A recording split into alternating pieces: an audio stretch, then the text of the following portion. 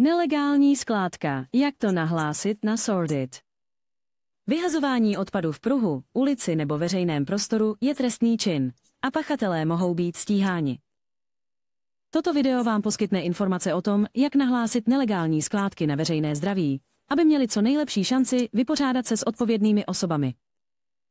Takže, jaké informace potřebujete, když hlásíte přestupek skládky na veřejném prostranství veřejnému zdraví? Umístění nebo typ pozemku. Například, toto je Ardbeg Lane. A je to veřejný pozemek.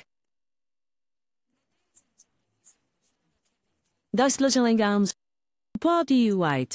Popis odpadků vyhozených. Popis osoby nebo osob provádějících nelegální skládku. Barva vlasů, výška, postava a další rozlišující znaky jsou užitečné. Podrobnosti o tom, kde jste byli v té době, stejně jako vaše jméno a kontaktní údaje a údaje o komkoliv, kdo byl s vámi. Pokud je zapojeno vozidlo, model auta, jakékoliv označení a registrační číslo, pokud je viditelné. Nevystavujte se nebezpečí tím, že budete manipulovat s odpadky nebo konfrontovat ty, kteří je vyhazují.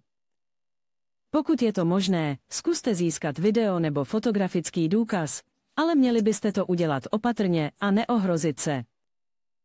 Chcete-li nahlásit nelegální skládku odpadu, zavolejte Městskou radu Glasgow na číslo 0141 287 1858.